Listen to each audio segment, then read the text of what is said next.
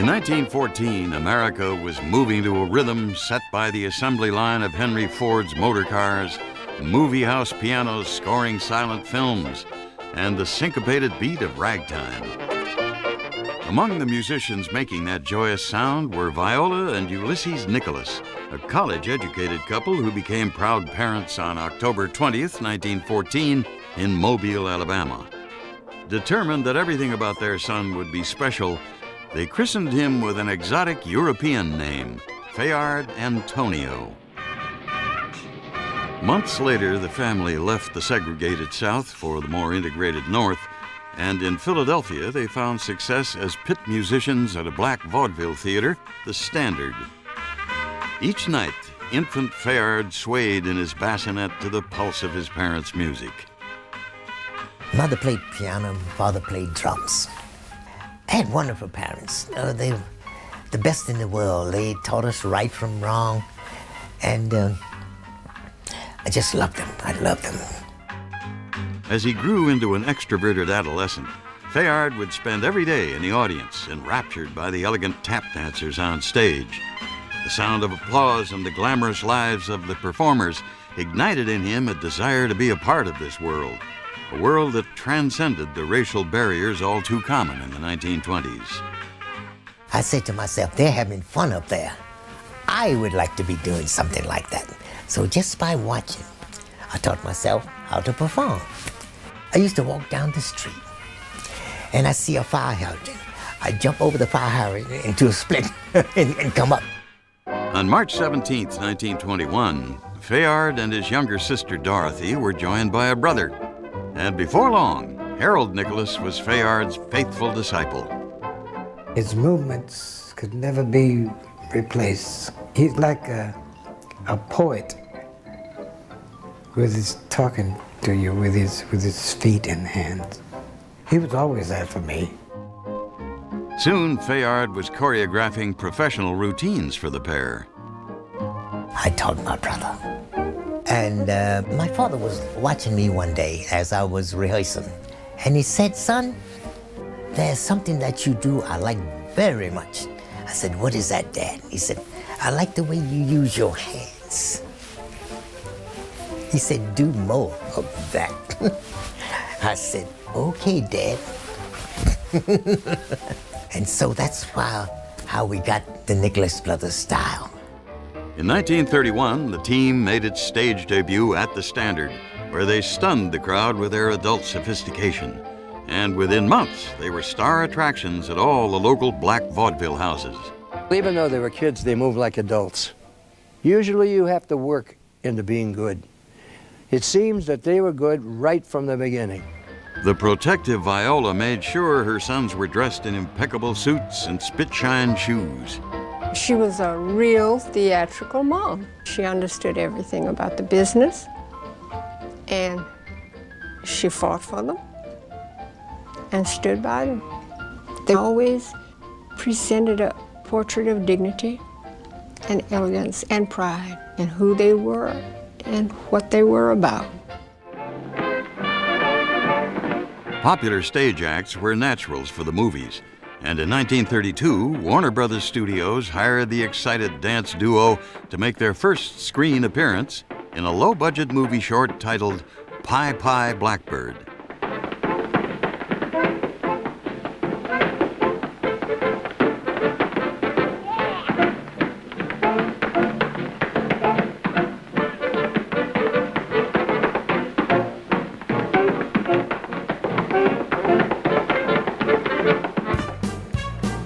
But a greater offer lay just ahead. By the early 1930s, Harlem was the most prosperous black community in America. And at its heart, on the corner of 142nd Street and Lenox Avenue, stood the glamorous Cotton Club. It was run by powerful gangsters and was patronized by a white celebrity clientele who sipped champagne as they were entertained by the likes of Bill Robinson, Ethel Waters, and Cab Calloway.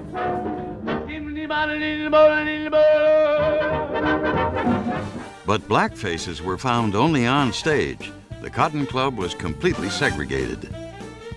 Black people couldn't go there. And the doorman, he would stop you. And the doorman was black. I didn't like that at all. Not at all. In 1932, 17-year-old Fayard and 11-year-old Harold made their Cotton Club debut before a star-studded audience. Their stunning number stopped the show, and after that triumphant night, no singer or dancer dared to follow them.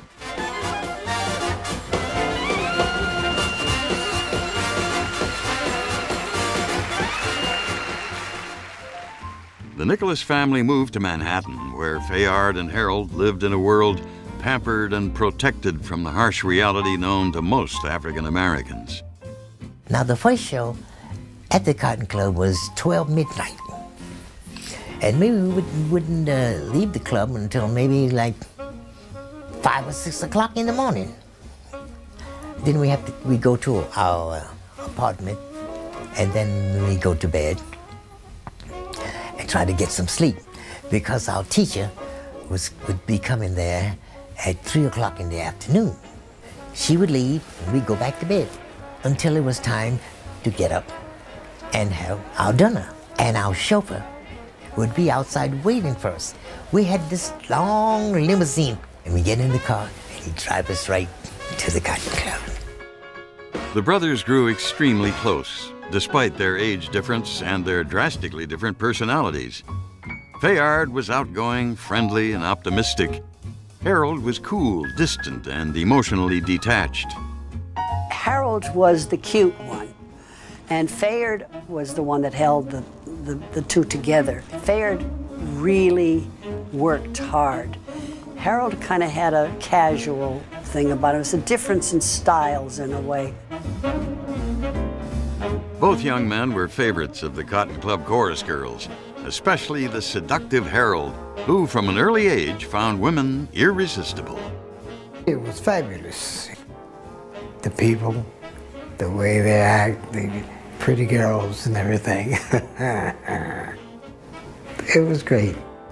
Each night, star patrons like Charlie Chaplin, Gloria Swanson, and Al Jolson asked to meet the amazing pair. And although black performers were not allowed to mingle with the all-white audience, for the irrepressible Nicholas brothers, the house manager made an exception. He said, "Go on out there." Now, we were just little boys, but the rest of the cast couldn't go. But I'm glad we did go out there because we started something like integration. Although the Great Depression had brought America to its knees, the Little Princes of Harlem were making more money than most adults. And in 1933, 12-year-old Harold reported to Paramount's Astoria Studios on Long Island to appear briefly in the movie drama The Emperor Jones, starring Paul Robeson.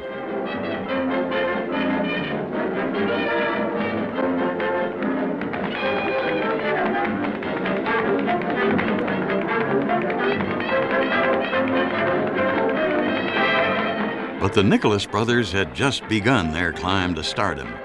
Their fame would soon spread across the country as one of the movie's most powerful moguls summoned them to Hollywood.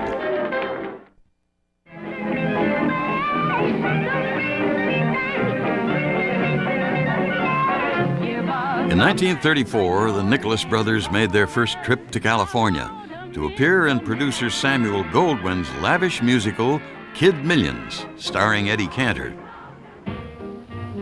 In glamorous Hollywood, the pair got to meet many of their idols, like the world's most celebrated dancer, Fred Astaire, then filming Top Hat at RKO Studios.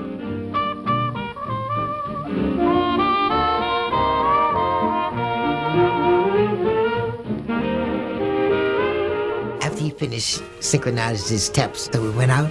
I said, "Okay, let's do the time step." I said, da da da da da da da. Ah, yes. Oh, time step, time step. Oh, yes. Da da da da da. And so we had so much fun doing that, and we were friends ever since. In 1935, the brothers won featured parts in Paramount's musical The Big Broadcast of 1936.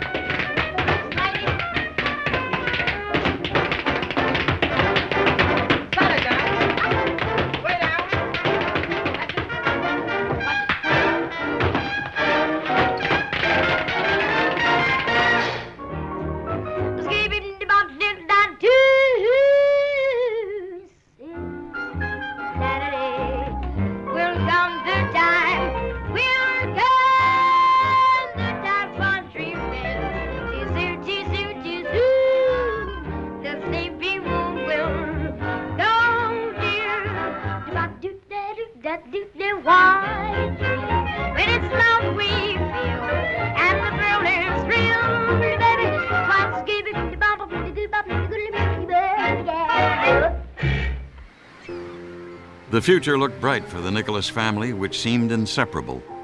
But in 1935, tragedy struck when the boy's father, Ulysses, suffered a fatal heart attack. The brothers had lost not only a parent, but one of their greatest champions. The resourceful Viola Nicholas quickly took charge of her sons' careers, and in 1936, the brothers made their Broadway debut, joining Bob Hope in the Ziegfeld Follies. Their choreographer was ballet genius George Balanchine. And he says, fellas, I'm happy to meet you. I've seen your movies. Would you get up on stage and just do a little something for me? He said, sure. So we got up on stage. I jumped over my brother's head into a split. He went through my earrings into the split, and we were just doing all these crazy things. He said, did you ever take a ballet? No, we never did. He said, well, it looks like it.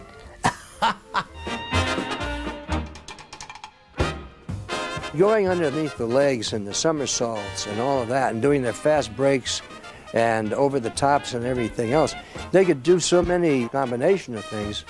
I think that's one of the things that made them so exciting. Of course, you see their smiles and how much they sincerely love each other. The brothers re-teamed with Balanchine on Broadway the following year for the Rodgers and Hart musical Babes in Arms. The show was a smash, running 289 performances.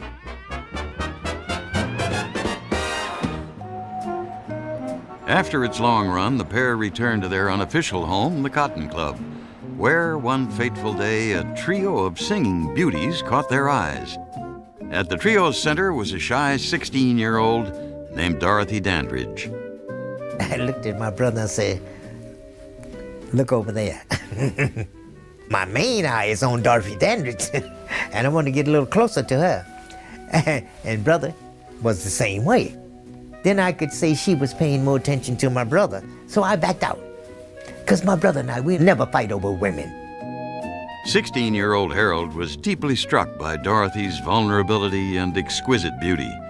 On his best behavior, he courted her on dates chaperoned by her protective family.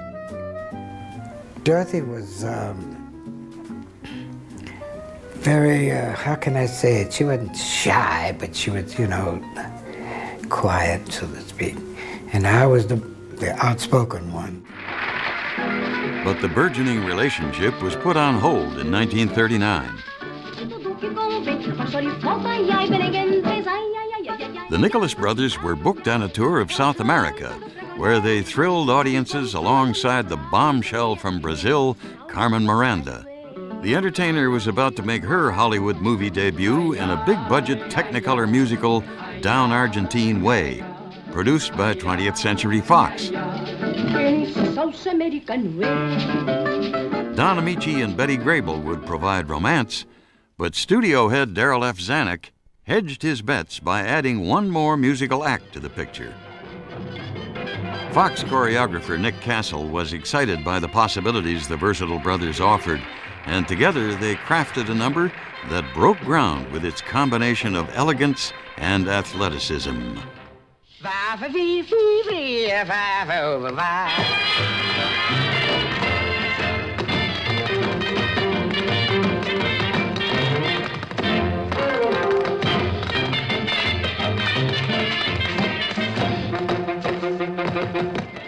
Director Irving Cummings wanted to shorten the number, but Nick Castle fought to keep it intact. The the studio finally agreed to show the scene Castle's Way at a sneak preview. Nick called me right after the scene. And he said, listen, after your number, the audience in the theater were clapping their hands, stomping their feet, whistling, that the operator in the projection room had to rewind the film and show it over again. The number stayed intact and went on to become a Hollywood classic. The shrewd Zanuck signed the brothers to a 5-year, non-exclusive contract, a rarity for black performers in Hollywood. The pair resettled in Los Angeles. And they were soon back on the Fox lot, filming a specialty dance for the musical Tin Pan Alley.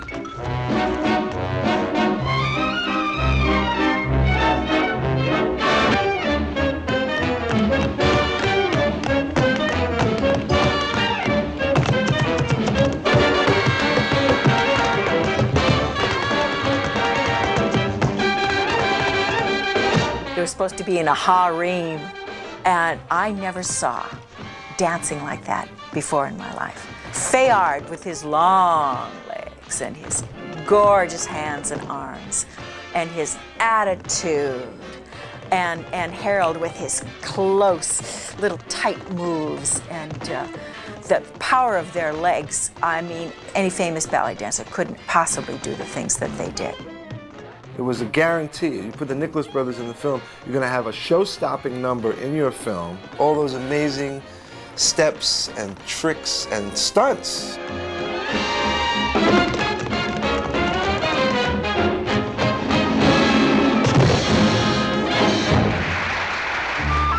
But the Nicholas brothers were not allowed to appear with the film's headlining stars, Alice Faye, Betty Grable, and John Payne.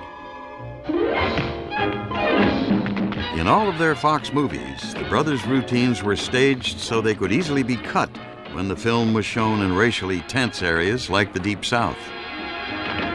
At that time, it was all right to be in the movie if you were separate, but they were never integrated in with the white cast, which is shocking to me. By 1941, Harold was pressing Dorothy Dandridge to set a wedding date. She was hesitant, but in the meantime, they formed a different partnership on film. In Sun Valley Serenade, starring Sonia Henney and the Glenn Miller Orchestra, the brothers were signed to dance to a new song, Chattanooga Choo Choo. At first, they hated the tune, so they convinced Fox to hire Dorothy for some extra kick. Oh, pardon me, boy. Yes, yes. Is that the Chattanooga choo-choo? That's the Chattanooga choo-choo. On track 29. 29? Uh-huh. That's on the Tennessee line. She said the Tennessee line, Jack. She means that she can't afford. I can't afford to board a Chattanooga choo-choo. What have you got in there? I've got my fare. You say you have? Uh-huh, but not a nickel to spare. Well, I do declare. You leave the Pennsylvania station about 1:45. Read a magazine and then you're in Baltimore. Dinner in the diner. Nothing could be finer than to have your ham and eggs in Carolina. When you hear the whistle blowing 8 to the bar, then you know that Tennessee is not very far. Shuffle all the coal in, got to keep it rolling. Whoa, Chattanooga, there you are. Chattanooga, choo-choo, there you are. Dorothy Dandridge with the Nicholas brothers was just like putting butter on a hot biscuit, child. And that we appreciate a lot because, you know, there was very little sexuality allowed between black people in the early films. In 1941, another special woman was about to join the Nicholas entourage. While appearing in Chicago, Fayard met a beautiful college student with a quick sense of humor and sharp intellect. Her name was Geraldine Pate. Well, I was totally fascinated with his lifestyle, his experiences. He seemed so vulnerable. You wanted to immediately protect him. I think anyone's first impression of Fayard is he's probably one of the nicest human beings in the world. Now, all the time I always thinking, I just want to be a bachelor. I didn't want to get married. I just want to meet nice little girls and just have a ball. But Geraldine really fascinated me. So as we were leaving to get back to the theater, I said to everybody, oh, I'm going to marry that girl. True to his word, Fayard married Jerry Pate less than a month later, in January of 1942. And 8 months later, Harold followed his brother's lead when he walked down the aisle with Dorothy Dandridge. The Nicholas brothers were on top of the world, and soon they would climb even higher, while struggling against barriers of race and facing family heartbreak. A, B, C, D, E, F, G, H, I got a gal. Where? In Kalamazoo. Kalamazoo. By 1942, the Nicholas brothers were among America's most famous black entertainers, thanks to their stunning specialty numbers for 20th Century Fox films.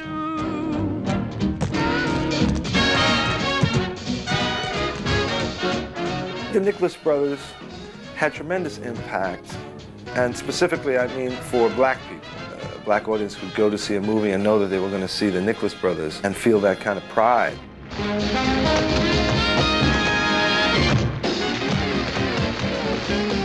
But their talent could not protect them from the shadow of racism. Their color barred them from even entering the Fox studio commissary. Humiliated, they drove home for meals, until Darryl Zanuck learned of the brothers' demeaning situation and insisted they be allowed inside. For Harold, life at home was also filled with tension. The born lady killer was flagrantly unfaithful to his lonely wife, Dorothy. I wanted to be a big man, you know, show that I wasn't just a youngster or something, you know. And I was just horrible. And I loved her, you know, but I was terrible. On screen, however, the brothers never made a misstep.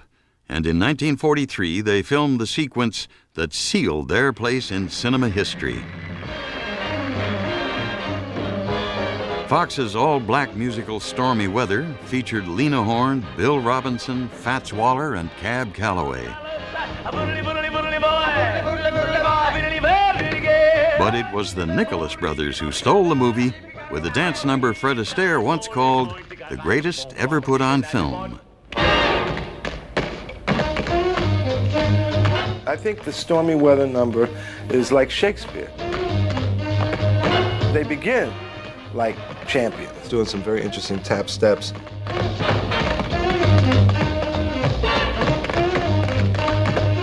And they jump up on the orchestra stand. That's beautiful. That is really beautiful. I mean, they bring the dance to the music and then they dance right inside the music.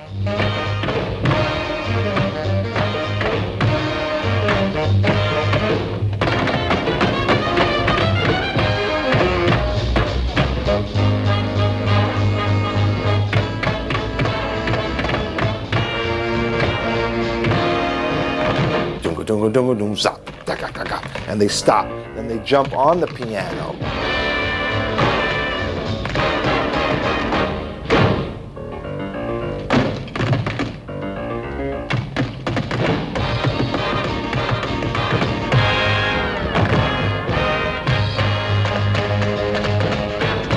And then they exit camera right to that beautiful white staircase.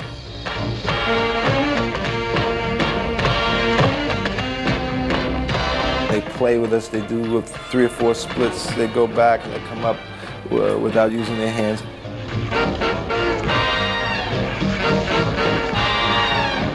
So when they head up on the right side of the staircase, it's beautiful. It's so beautiful. I mean, every time they land, that could be a beautiful picture. And then they come down. We never rehearsed it, but we could picture in our minds what we were really supposed to do. And we started doing it, one step right after the other, over each other's head.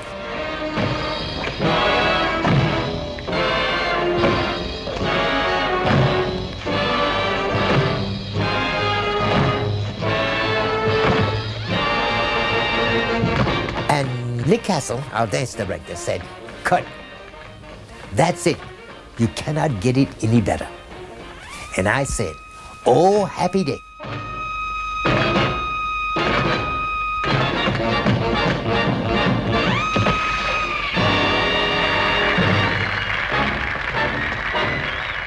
Let me tell you this.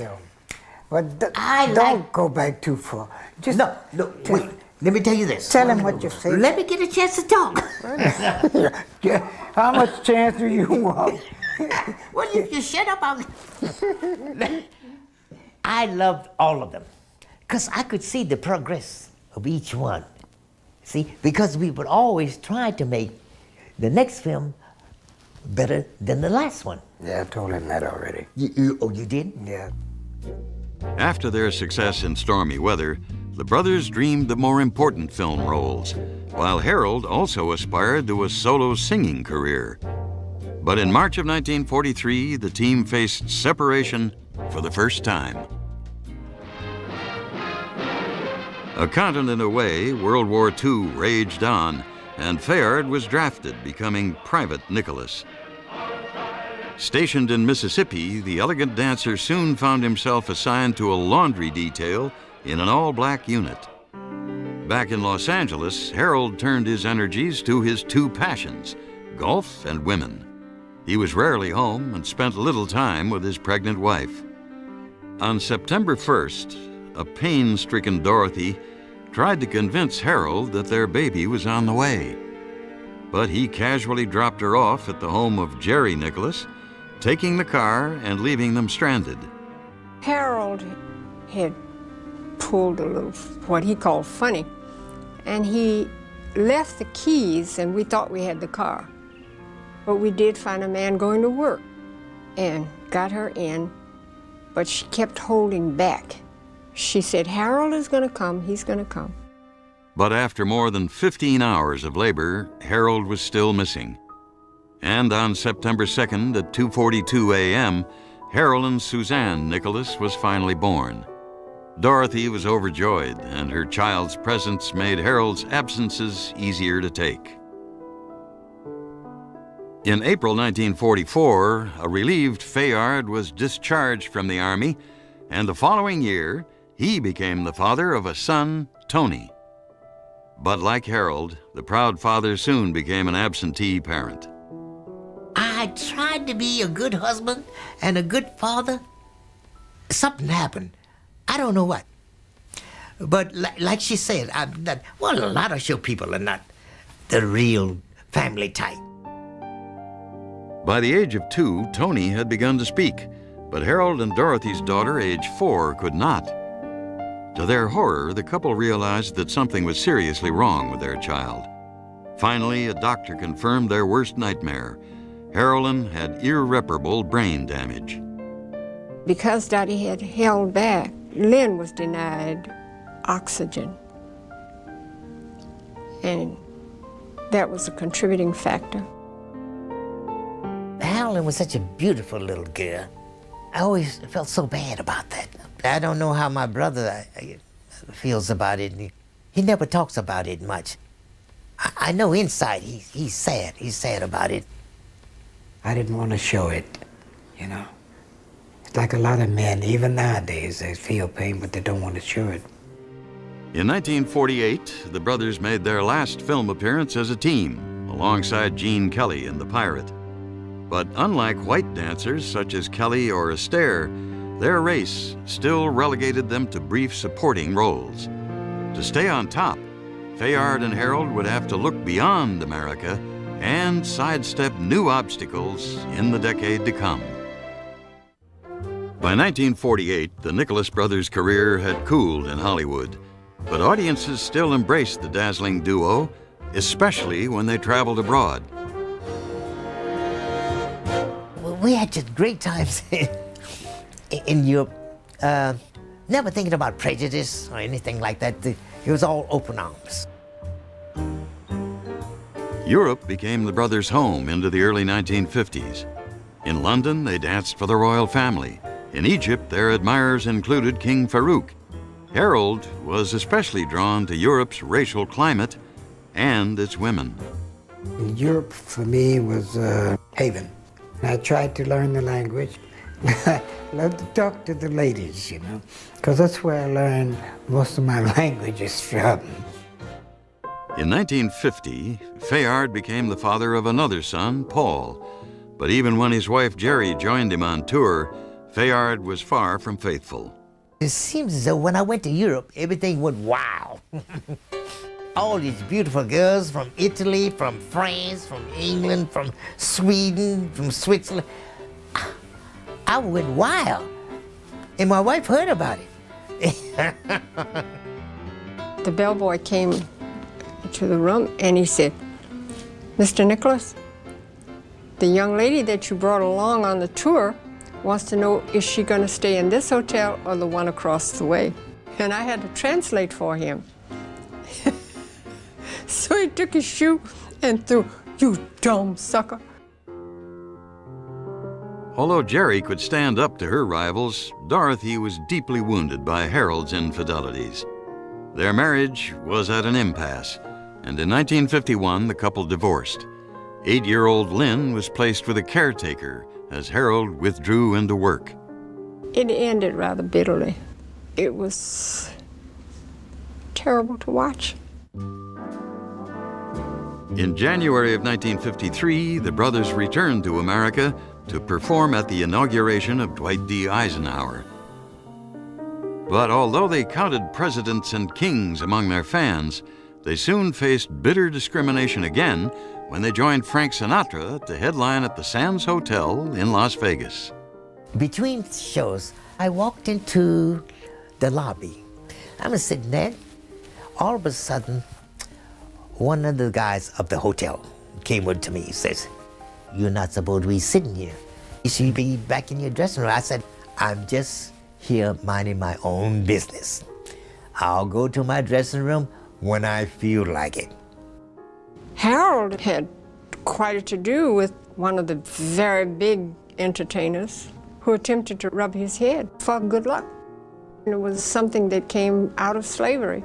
And he would say, "You're white, but I'm talented.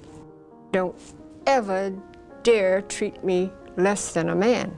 So this man says, "Well, we're going to make Sammy Davis a star, and you're not going to work anymore." He says, "Fine, there's the world. I can work in the world." Harold stood by his words, launching a solo career in France.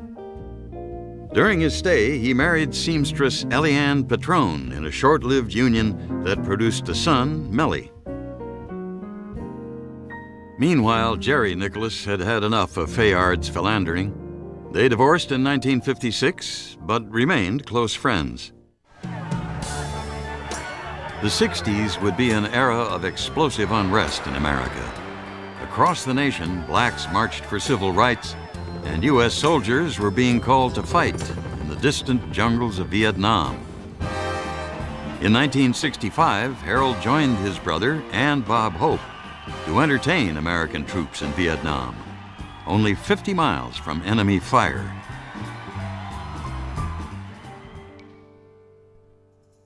Once back in the States, tragedy hit close to home. On September 8, 1965, the brothers received the shattering news that Harold's ex-wife, Dorothy Dandridge, had been found dead of an apparent drug overdose. Harold suffered the loss with typical stoicism. I never had a chance to talk to her, to tell her that I was sorry. And she died. I was real low after that. But 2 years later, there was cause once again to celebrate in the Nicholas family when Fayard married a lovely, sophisticated model named Barbara January. She was good for me in so many ways. I've been lucky with my wives. And they're all beautiful, and they take good care of me. But as the dancers entered their 50s, their careers began to move to a slower tempo. In 1970, Fayard gave a dramatic performance as a man falsely accused of murder in the movie The Liberation of L.B. Jones, opposite Lola Falana. Everybody loved what I did in that film. And I thought, wow, I'm going to get some other roles. But they never did call me.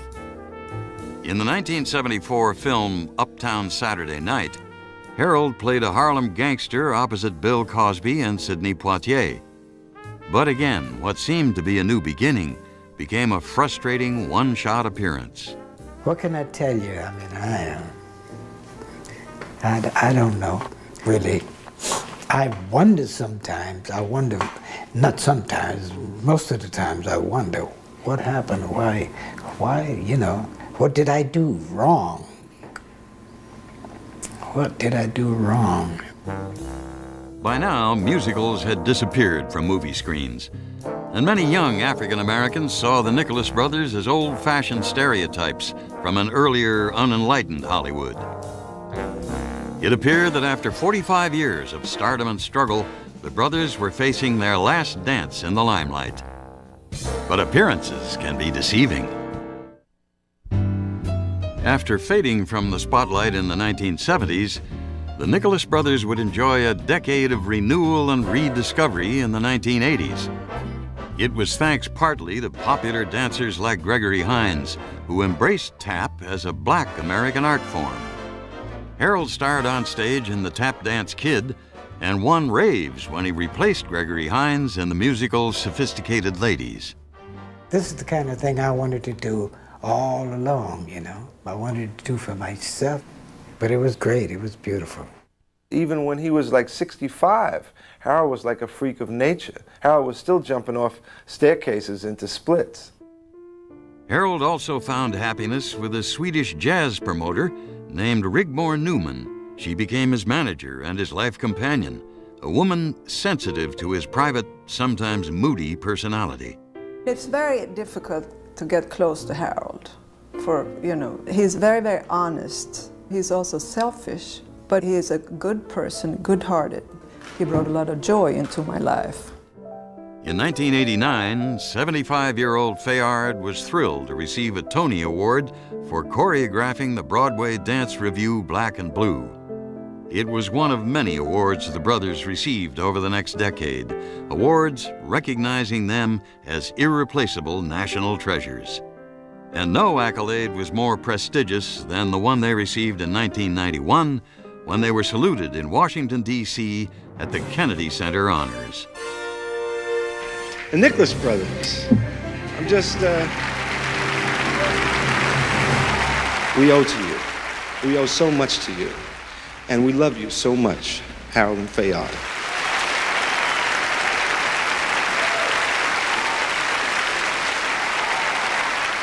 I cried, you know.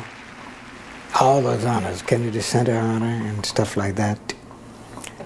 That sort of brought up things and, you know, tears to my eyes. Here I am, 84 years old, and I'm getting all of these awards that I should have gotten years ago. But amid the applause came another painful loss. In 1998, while Fayard recuperated from a stroke, his devoted wife Barbara was hospitalized with an inoperable tumor, and 3 weeks later, Fayard lost his beloved companion to cancer. I miss her so much. We were married 28 years, and it was great 28 years. I was so much in love with her, and she was beautiful inside and out. It broke my heart when Barbara died because I just saw them as this eternal couple. And I saw Fayard not too long ago at an autograph session, and he's carrying on with that wonderful, cheerful attitude he has. Buoyed by the support of his family, including his sons Tony and Paul, Fayard has continued to make appearances around the world. In 1998, at age 84, he performed on stage with his granddaughters, 13-year-old Nicole and 10-year-old Kathy. My granddaughters have taken over, and they do the Nicholas Brothers in skirts. 7 decades, the Nicholas Brothers have electrified audiences and inspired fellow entertainers through the eloquence of their art. They demanded their full rights as human beings while scaling heights unsurpassed in the history of dance. I think I'm glad to be here. I second the motion. I'm so fortunate to have known them for all my life. We're still pals. We call each other all the time. And we get together, we do a couple of steps, slowly, and have a good time. Child, if you get them together now, they'll still try to split, honey. You can give Fayard that cane, honey, he'll go down. He may not come back up as quick, but he will go down, I'm telling you right now. We stand on the shoulders of the people that came before us. I have been afforded stages to tap dance on because of the great Nicholas Brothers, and thank you, Harold and Fayard. Thank you.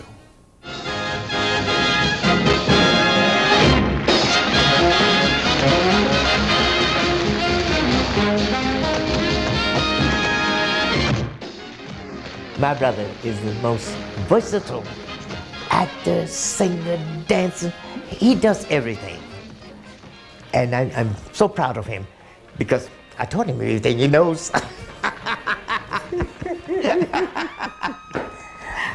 I'm proud of you too. Yeah, how about that?